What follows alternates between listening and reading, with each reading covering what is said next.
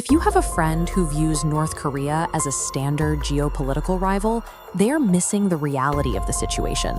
We are looking at an active, nation-sized crime scene, a macro-scale hostage situation involving 25 million people. This satellite map shows the Korean peninsula after sunset.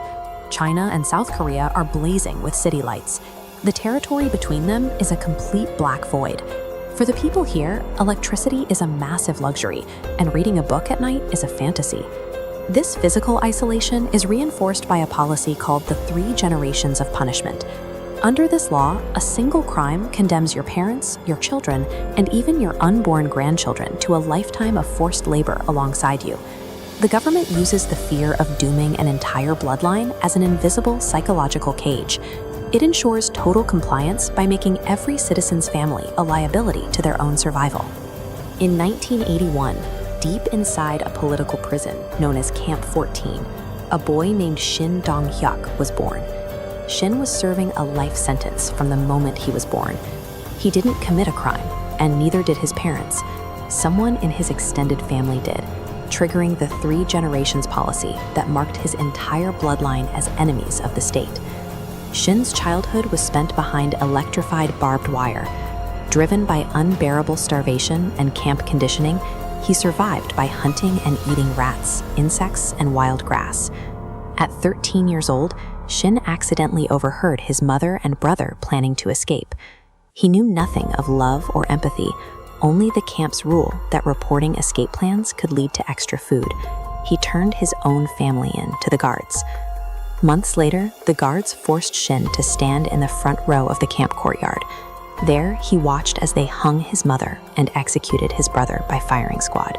This illustrates the success of the regime's psychological torture. By erasing human empathy, the state turns children into deadly informants against their own parents. This chart shows a surprising history. In the 1980s, North Korea's GDP was actually higher than both China and India. That prosperity vanished in 1991. When the Soviet Union collapsed, North Korea lost its cheap oil, and the national economy plummeted immediately, shutting down factories. The mid-90s famine was so severe that the country's frog population was hunted to near extinction. Citizens were forced to eat almost anything in the environment just to stay alive. Up to 2 million people starved to death because the regime chose to prioritize its nuclear weapons program over its people. When American humanitarian aid was offered on the condition that they halt their nuclear tests, the government refused. During the peak of the famine, the state violently expelled starving citizens from the capital city. This was done to ensure Pyongyang looked like a wealthy, pristine utopia for the outside world to see.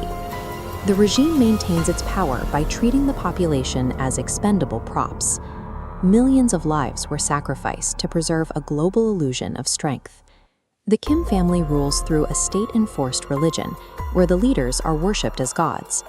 Portraits of the supreme leader must be hung in every home, and the secret police conduct spot checks to ensure they are perfectly maintained. Control is codified through songbun, a strict caste system. It dictates your entire life, from the food you receive to the person you marry, based entirely on your family's perceived loyalty to the state. The state also polices physical appearance. A dedicated fashion police patrols villages to enforce a ban on Western symbols like blue jeans and red lipstick. There are exactly 15 state-approved haircuts, and copying the supreme leader's hairstyle is strictly illegal. The regime views even a choice in fashion as a potential threat to its authority. This surveillance extends to state-issued smartphones.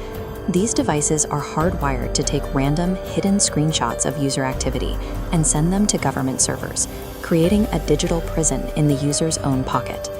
By policing everything from the fabric on a citizen's body to the taps on their phone screen, the regime effectively outlaws the concept of independent thought.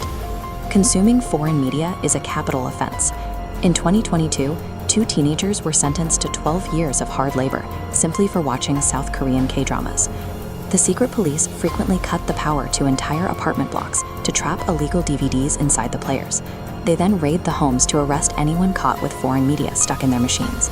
Citizens now use battery-powered Chinese media players called Notels and tiny USB drives to bypass the police.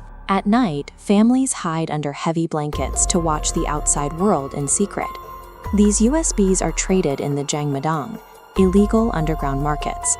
Primarily run by women after the state's food rations failed, these markets are now the backbone of the country's survival and information exchange. The government's failure to feed its own people forced the creation of this underground network, which is now unraveling the state's absolute control. The impact is visible in the data.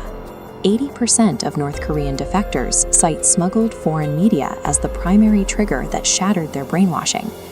After seeing the outside world, these defectors realized they were the ones living in a wasteland, not the people in the countries their government told them were decaying. Dictatorships rely on a monopoly of information to survive. When that monopoly is broken, the fear sustaining the regime begins to evaporate, demonstrating that human curiosity is a force that outlasts even the most absolute terror.